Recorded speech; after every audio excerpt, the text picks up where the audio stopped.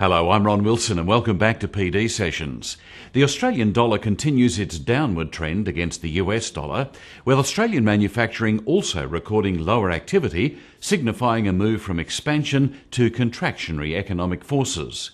In international news, the White House claimed that falling oil prices are good for the US economy, while there's been a slight increase in eurozone business activity. In other news, ASIC's Australian Financial Attitudes and Behaviour Tracker has shed some light on financial attitudes and behaviours of Australian consumers and investors. Trevor Trahan has the details. The Australian dollar dropped to its lowest level in almost 5 years after it was trading a little below 80.5 US cents at the start of January. This rate was the lowest level for the Australian dollar against the US dollar since July 2009. Currency analysts suggest that while the Australian dollar will still fluctuate, the trend is generally down against the US dollar. Recently released data by the Australian Industry Group also supports this view, as its performance of manufacturing index fell by 3.2 points to 46.9 in December 2014, well below the 50 level, signifying a move from expansion to contractionary forces in the economy. The regulations implement the FOFA grandfathering arrangements has been made law, taking effect from 16 December 2014. The grandfathering regulation amends the grandfathering arrangements for the ban on conflicted remuneration to allow advisors to change the financial services licensee under which they are authorised while retaining their rights to receive grandfathered conflicted remuneration, extend the dates at which grandfathering ceases for benefits paid under employee arrangements, and clarify the intended operation of the grandfathering provisions.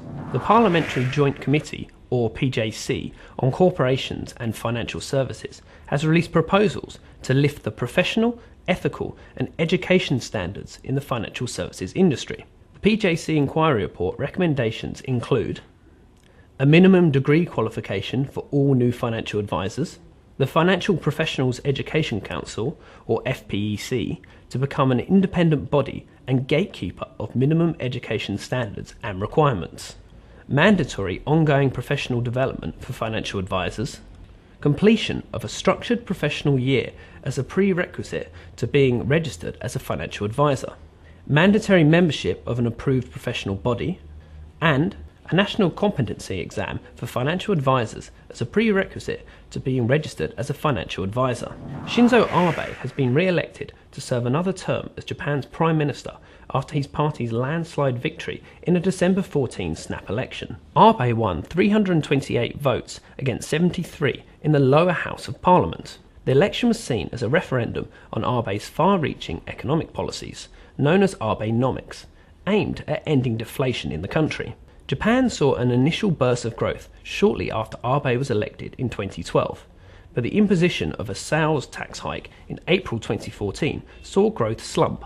Japan entered a technical recession in the third quarter of 2014.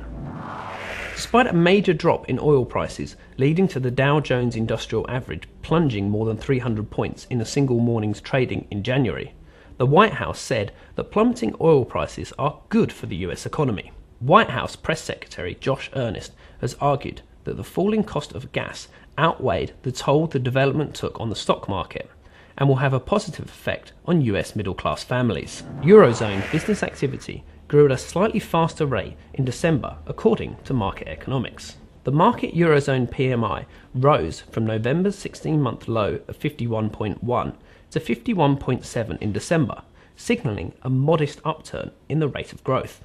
However, the result was the second lowest seen over the past year and failed to prevent the average reading for the fourth quarter from falling to the lowest since the third quarter of 2013. The federal government is currently undertaking its third phase of abolitions and amalgamations of government bodies as part of its smaller government reforms designed to cut waste and duplication. The 2014-15 mid-year economic and fiscal outlook includes detail of decisions taken or implemented since the last budget to reduce the number of government bodies by a further 175. This takes the total reduction in the number of government bodies, once the first three tranches of the smaller government reform agenda have been fully implemented, to 251 since the last election. ASIC has released the Australian Financial Attitudes and Behaviour Tracker, a new piece of research that explores some financial attitudes and behaviours of Australian consumers and investors. The first wave of the tracker was conducted in August 2014. The findings reflect Australians' financial attitudes and behaviours from March to August 2014. Key findings include 90% of respondents said that in the last 6 months they kept track of their money in some way. Under 35s were significantly more likely than those aged 55 and over to have kept track of their money in their head and used an app to keep track of their spending.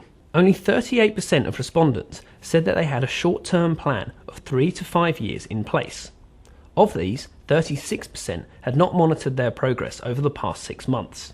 And 35% of respondents said they held investments other than superannuation and/or their home, with 1 in 10 admitting that they had invested in something that they did not understand in the past 6 months. Following a review of fee disclosure practices, ASIC has released a class order clarifying key fee and cost disclosure requirements for product disclosure statements, or PDSs, and periodic statements for superannuation and managed investment products. The class order addresses disclosure of costs of investing in interposed vehicles, disclosure of indirect costs, double counting of some costs for superannuation products is not required, and appropriate application of the consumer advisory warning.